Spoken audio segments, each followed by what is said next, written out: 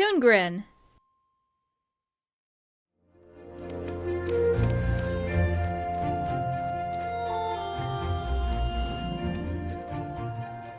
Alphas, the first rule of a hunt is to control your fears. But Winston, great leader. We're the wolves, they're the prey. What do we have to fear? Stinky, is that mud on your snout, or is it always brown? Oh, God. Oh, God!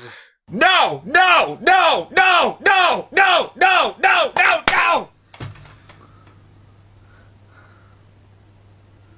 What did this have to do with Halloween? How is it these movies associate with a holiday, then completely ignore the holiday? I didn't expect wolves to get in costume, go trick-or-treating or something like that, but what the hell? A wolf ghost? That's now part of the Alpha and Omega canon now, I guess? WHYBOY, you didn't even get to the third one yet. Get out, you whore! Okay, so this is bad. I haven't seen Alpha Omega 3 yet, but it couldn't have been worse than this. I mean, it doesn't make any sense at all! The best of the three sequels, this movie has a striking resemblance to the original film with its intense action scenes and heartwarming moments. I only wish it was longer than 45 minutes.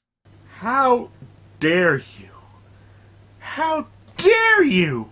Wish that this crap was longer! You know what? For this Halloween special, first off, second off, I don't want to build this up anymore. So let's just begin this review. This is Alpha and Omega, The Legend of Sawtooth Cave, here on Cartoon Corner.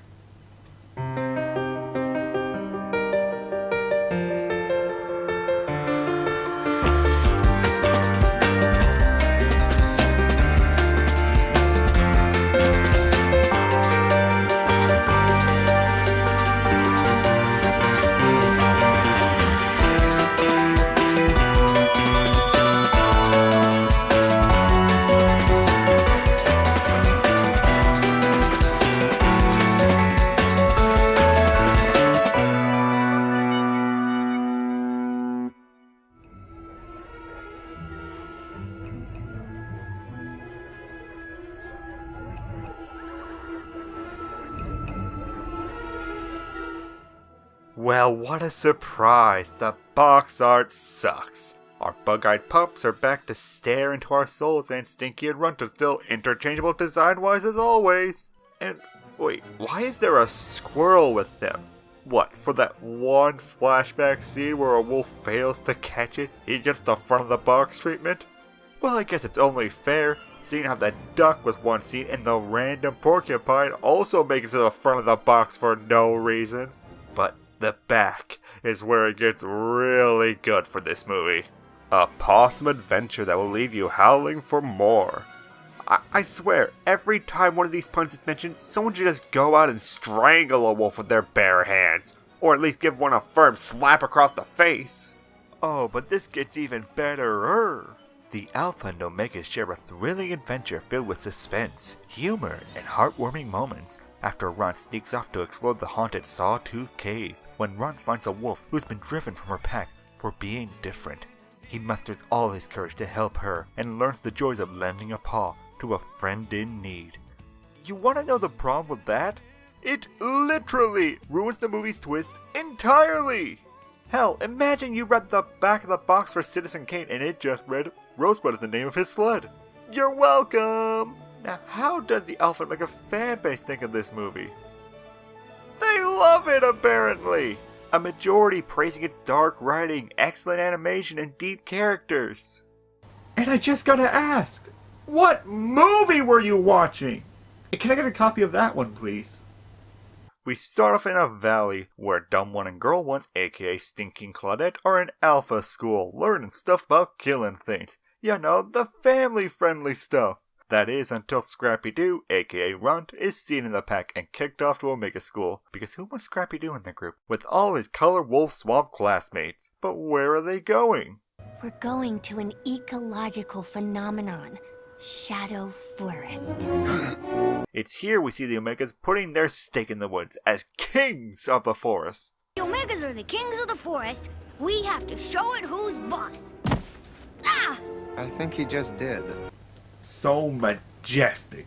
Like that pissy later in the movie. He's marking my favorite tree? Oh, gross!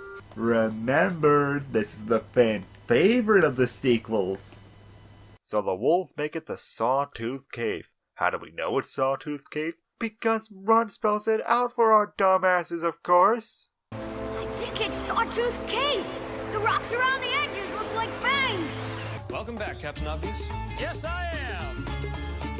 All those words are spelled correctly. And there he sees the wolf ghost. Woo!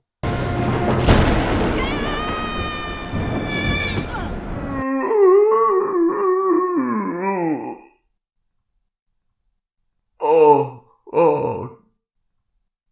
WHYBOY, I gotta be honest with you. I don't care enough to be in this review.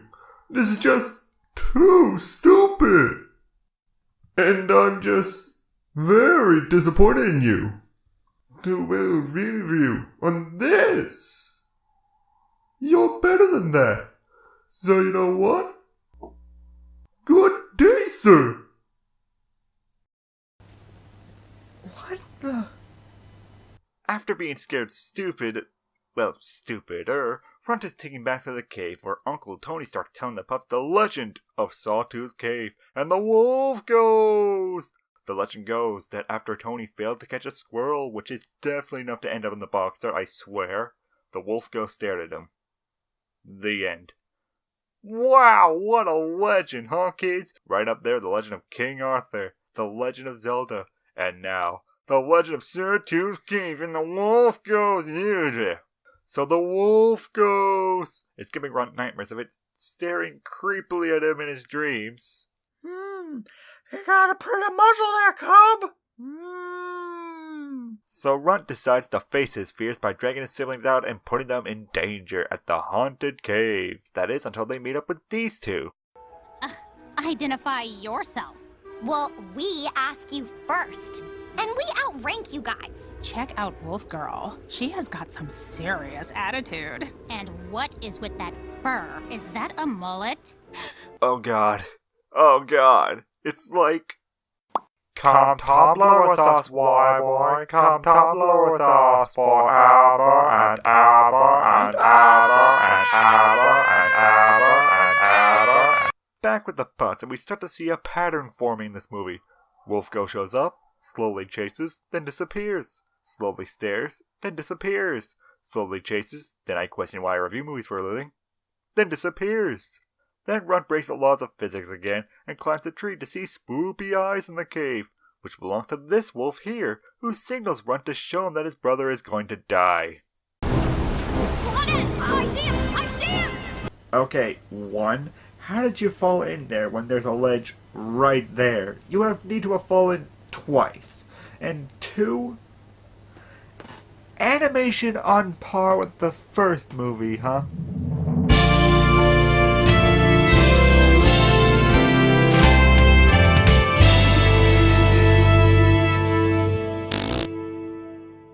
The pups survived the ordeal, or as the brilliant critics of Rotten Tomatoes puts it, "Isn't that cute, but he's screwy." I've officially just lost all faith in humanity and God. So what are the moron parents that are Kate and Humps to do? Oh, now they start being actual parents towards the pups. Overprotective, caring, but it falls on deaf ears when the pups bring up a valid point. Get yourself into a situation. Yeah, a situation that could be bad. Leads to bad things. Didn't you two get into a lot of situations? But I wouldn't say it led to bad things. Well, not in the end, at least. Well, if you don't count you 3 mistakes, I guess it didn't lead to many. So, the overprotective parent subplot, which will be immediately resolved in a bit, so let's just move on to the next subplot with these twin wolves. They aren't copied models, we triple dog swear, who are out to get rid of the ghost so they can get the food in the forest. Their subplot goes as such. Evil music stain. meet vanilla girls, get spooked by wolf ghosts, then are mocked for seeing said ghost. Which would be fine if they didn't also claim these porcupines were witches. And there are these 2 witches. Witches? Yeah, these 2 porcupines. How do wolves know what a witch is? Are there witch wolves too? But back to the main plot. Runt goes back to the cave and meets up with who the wolf ghost has apparently been protecting. This blind wolf named Daria. Wanna know her personality? She's blind.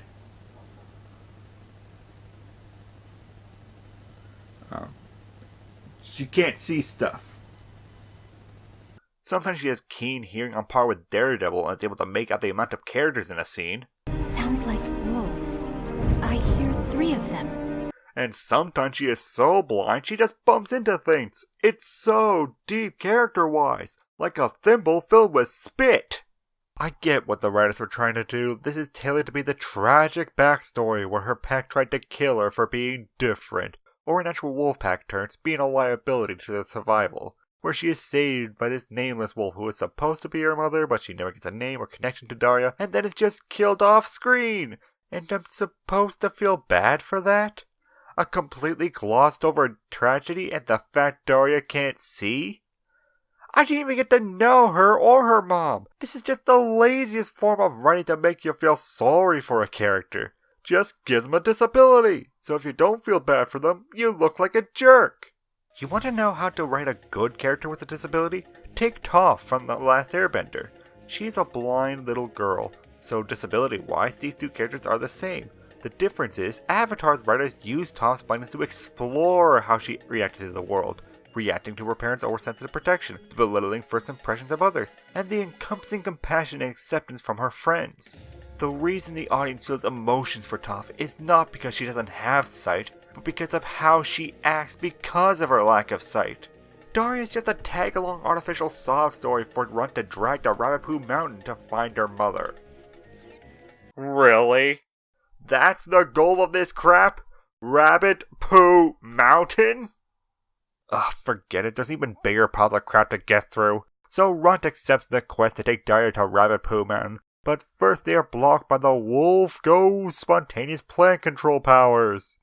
Oh, it can control plants now. Neat. Anyway, they find their way around by leaping over a gorge, which Daria is afraid to do, even though rationally she's been blind since birth and has no sense of depth. But this movie has shown so little to give, why start now? And back in the A&O's cave, some really inappropriate music cues is going on. What is it? Oh, full moon. I'm so confused as to why Alpha and Omega always mixes sexual innuendos. Lily and I like living in the grass. The very tall grass. Oh, full moon. With piss and poo humor. Bombs away! Paddy, enough with that. I have to get it out of my system. Oh, gosh, is that what you're doing? I drink out of this lake. Oh, trust me. Logic is not our friend here. Sexual tension aside, the idiots realize Runt is gone and leave the less interesting plots behind to go look for him. Parents of the years, folks, parents of the year. Wonder if they also forget when they leave their pups locked in the backseat of the car. But nevertheless, back to Runt, who is dealing with Daria and her porcupine friend almost getting run over by a car. We have to move. Where are you? Oh, baby. Keep talking. That is one strong backbone. Get up! Get up! See, this is what I mean. Is she blind and helpless, or does she have super acute senses? She should have instantly heard where her friend and the car were, and wouldn't be standing around bumbling like an idiot looking for either, cause she would know where they are. You can't have it both ways.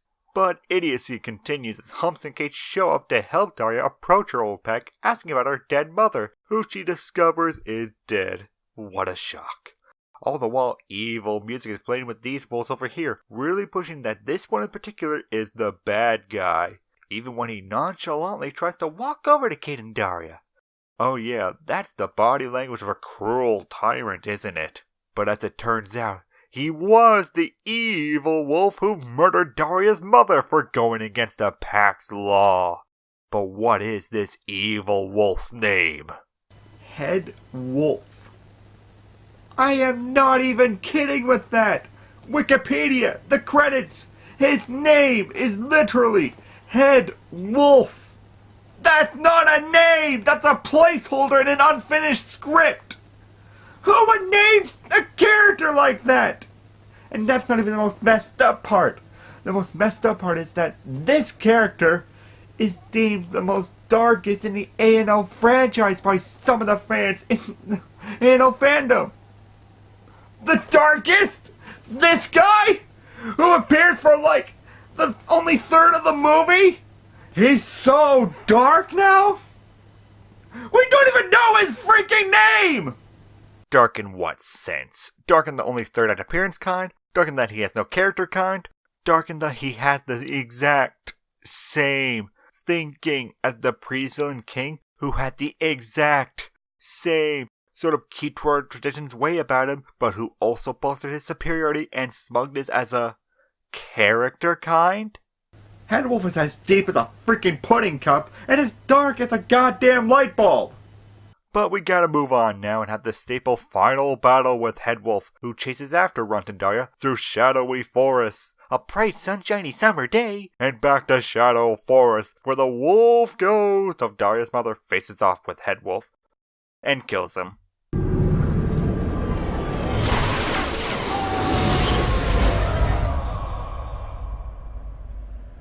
Okay, that was beyond twisted.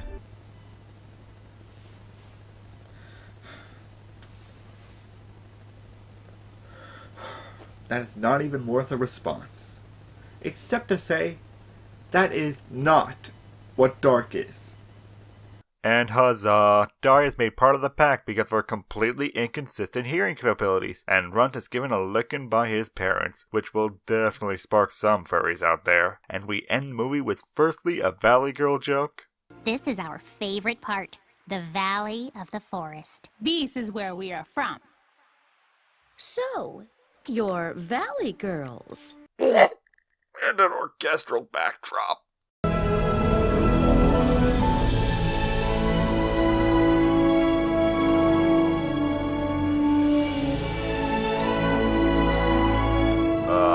Yeah, that's a field alright. Any particular reason you're holding on this for so long? Oh, no, there wasn't? Actually, they just wanted to end this artistically, because that's exactly what this movie was. The best in the A&O sequels thus far.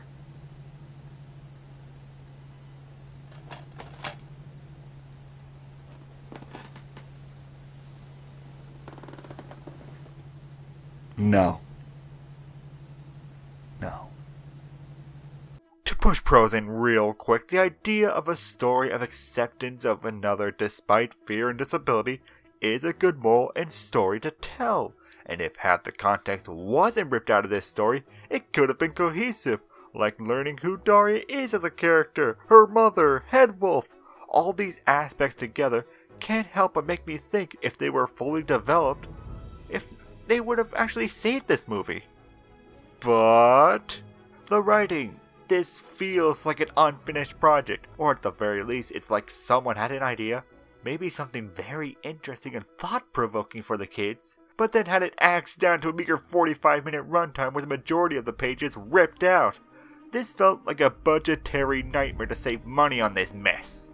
Lazy animators. Animation on the wolf's fur may be slightly better, but that's replaced with multiple color swap wolf clones, the same crappy chocolate river, and the lame-ass wolf ghost, whose model isn't even the mom's wolf model, but Scar. You know, that one wolf there from the first Alpha and Omega movie.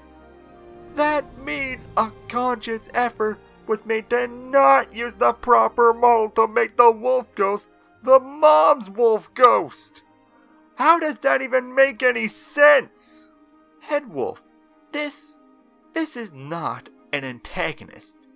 Barely having a presence in the story, not even negatively impacting the protagonist Runt. This was just a third act obstacle because the writing is so shot to hell that they needed to add this stupid wolf fight at the end to make something out of this schlock. Look, we should base our opinions on not what a movie could be, but what it is. Because again, this could have been good. But what Legend of Sawtooth Cave is the most stupidly underwritten Alpha and Omega movie I've seen thus far. Alpha and Omega was better, Alpha and Omega 2 was better, and even though I haven't seen Alpha and Omega 3 from the trailer... He's got bird issues. They're not birds! They are monsters! A stupid movie is a lot better than an underwritten one where no one cared. Hell, I don't even want this movie in my collection. They didn't care enough for it, so why should I? I'm getting rid of this right now. Okay. Hey, where did 804 go? I just played it right on here. Hey, WHYBOY, what are you doing? I'm getting rid of my copy of Alpha and Omega The Legend of Sawtooth Cave. What does that look like? I just can't find the DVD right now. WHYBOY, you don't own Alpha and Omega 4. What? Of course I do, Smolder. I had the DVD case right... Did I imagine it all?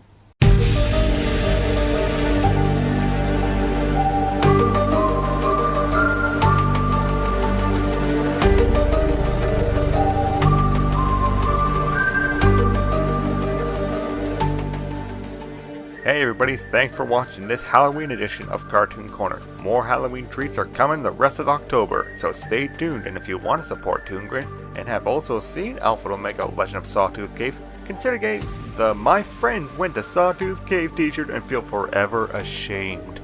And as always, be sure to check out the previous CC reviews on screen in the description below, and like and subscribe. Everything helps to make ToonGrin stronger. Thanks again for watching, and I'll see you next time. Peace!